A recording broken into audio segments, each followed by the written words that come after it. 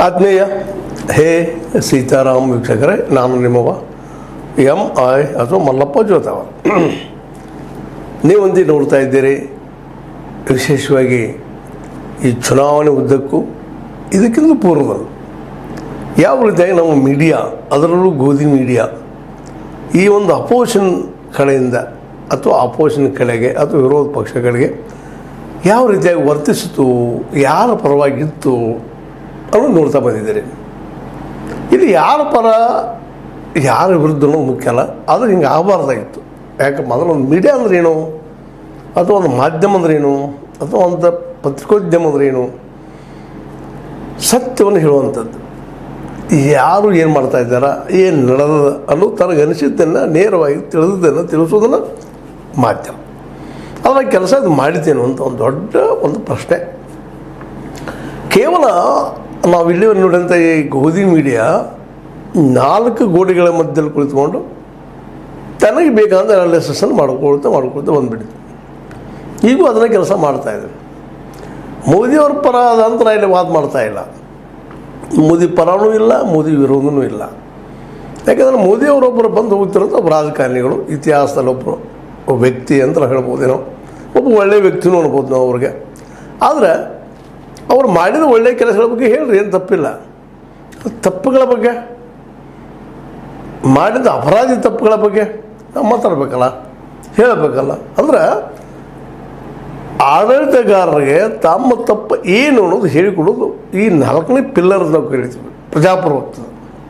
ಈ 4ನೇ ಪಿಲ್ಲರ ಇದು ಸರಿಯಾಗಿ ಸತ್ಯವನ್ನು ಹೇಳದೆ ಹೋದ್ರೆ ಏನಾಗ್ಬೋದು ಅನ್ನೋದು ಇವತ್ತು ಸಾಕ್ಷಿ ನಮ್ಮ ದೇಶ ಆಗ್ಯದ.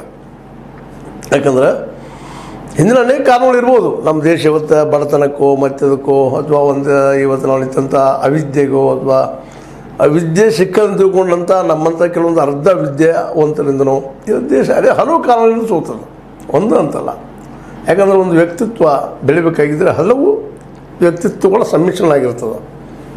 ಆ ವ್ಯಕ್ತಿಯಲ್ಲೇ ತಾಯಿ ಇರ್ತಾಳೆ, ತಂದೆ ಇರ್ತಾನೆ, ಗೆಳೆಯರು ಇರ್ತಾರೆ, ಗೆಳತಿಯರು ಇರ್ತಾರೆ, ಹೆಂಡಂದಿರ್ತಾರೆ, ಮಕ್ಕಳು ಇರ್ತಾರೆ, ಸಮಾಜ ಇರ್ತದೆ. ಇವೆಲ್ಲ ಕೂಡ ಒಂದು ವ್ಯಕ್ತಿ ಒಂದು ಫಾರ್ಮೇಷನ್ ಆಗ್ತಾ ಇರ್ತದೆ. ಹಾಗೆ ಇದು ದೇಶನು, ಹಾಗೆ ಒಬ್ಬ ರಾಜಕಾರಣಿನು. ಅಂಥ ಸಂದರ್ಭದಲ್ಲೇ ನಾವು ನಮಗನಿಸಿದ್ದನ್ನು ನೇರ ಸ್ಪಷ್ಟವಾಗಿ ಸರಳವಾಗಿ ಹೇಳೋ ಪ್ರಯತ್ನ ಮಾಡಬೇಕು. ಜೊತೆಗೆ ಜನರಲ್ಲೂ ಜಾಗೃತಿ ಮೂಡಿಸುವಂಥ ಕೆಲಸವನ್ನು ಮಾಡಬೇಕು. ಆ ಕೆಲಸವನ್ನು ನಮ್ಮ ಗೋಧಿ ಮೀಡಿಯಾ ಮಿತ್ರರು ಮಾಡಲಿಲ್ಲ ಅನ್ನೋದು ಸ್ವಲ್ಪ ನೋವಿನ ಹೇಳಬೇಕಾಗಿದೆ. ಯಾಕಂದರೆ ಚುನಾವಣೆ ಅನ್ನೋದು ಬಹಳ ಮಹತ್ವದ್ದು.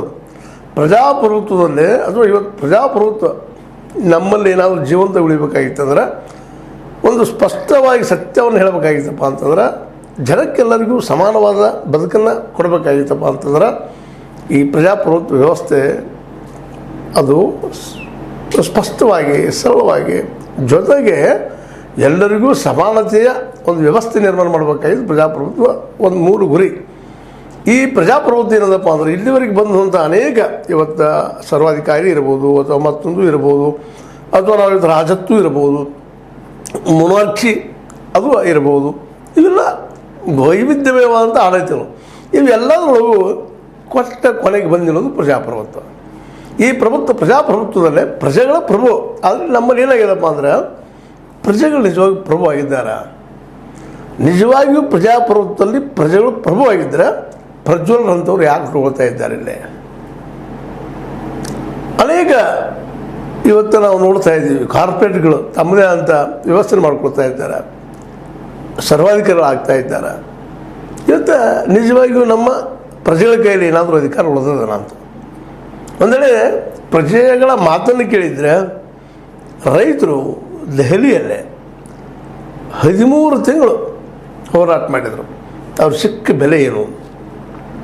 ಯಾಕಂದರೆ ಜನರ ಅಭಿಪ್ರಾಯವನ್ನು, ಜನರ ಮಾತನ್ನು ಆಡಳಿತದಲ್ಲಿದ್ದಂಥ ವ್ಯಕ್ತಿಗಳು ಕೇಳದೆ ಹೋದರೆ ಏನಾಗ್ಬೋದು ಅಥವಾ ಏನಾಗ್ತದಂತ 700ಕ್ಕೂ ಅಧಿಕ, ಹೆಚ್ಚು ಕಡಿಮೆ 750 ಜನ ರೈತರು ತಮ್ಮ ಪ್ರಾಣಗಳನ್ನು ಬಲಿದಾನ ಮಾಡಿದನ್ನು ನಾವು ನೋಡಿದ್ದೀವಿ. ಅದ್ರ ಬಗ್ಗೆ ಇವತ್ತು ದಿವಸ ನಮ್ಮ ಪ್ರಧಾನಿ ಮೋದಿಯವರಿಗೆ ಒಂದು ಸಣ್ಣ ಒಂದು ಇಲ್ಲಪ್ಪ ತಪ್ಪಾಯಿತು, ಅದು ಸಿಂಪತಿ, ಹಿಂಗೆ ಆಗಬಾರ್ದಾಯಿತು ಅಂತ ಮಾತು ಇವತ್ತಿಗೂ ಬರಲಿಲ್ಲ. ಮತ್ತು ಅದ್ರ ಬಗ್ಗೆ ಮಾತು ಆಡೋದಿಲ್ಲ. ಇಂಥ ಅನೇಕ ಘಟನೆ 1, 2 ಈ 10 ವರ್ಷಗಳಲ್ಲೇ ಅದು ಇವತ್ತು ಹೇಗೆ ಚರ್ಚೆ ಮಾಡ್ತದೆ. ಚುನಾವಣೆ ಕೊನೆ ಹಂತಕ್ಕೆ ಬಂದಿದೆ. ಇವತ್ತು ಸಹಿತ ನಮ್ಮ ಗೋಧಿ ಮೀಡಿಯಾ ಇನ್ನೂ 400 ಪಾರ್ 400 ಪಾರ್ ಅಂತ ಹೇಳ್ತಾ ಇದ್ದಾರೆ. ನಿಜವಾಗಿ ಅವ್ರ ಎದೆಗಳನ್ನ ಅವ್ರು ಮುಟ್ಕೊಂಡು ನೋಡಲಿ, 400 ದಾಡ್ತದಲ್ಲ ಇವತ್ತಿಂದು ಈ ನಮ್ಮ ಮೋದಿಯವರ ಆಡಳಿತಕ್ಕೆ ಜನ 400 ಗಡಿ ದಾಟಿಸ್ಕೊಡ್ತಾರ ಅಂತ ವಿಚಾರ ಮಾಡಿದಾಗ, ಇಲ್ಲಿವರೆಗೆ ಆದಂಥ 6 ಹಂತದ ಮತಗಳನ್ನು ನೋಡಿದಾಗ ಅದೆಲ್ಲೂ ಕಂಡು ಬರೋದಿಲ್ಲ. ನೀವು ಆರಂಭ ನೋಡ್ರಿ, ದಕ್ಷಿಣ ಭಾರತದಲ್ಲಿ ನಾವು ಮೊದಲು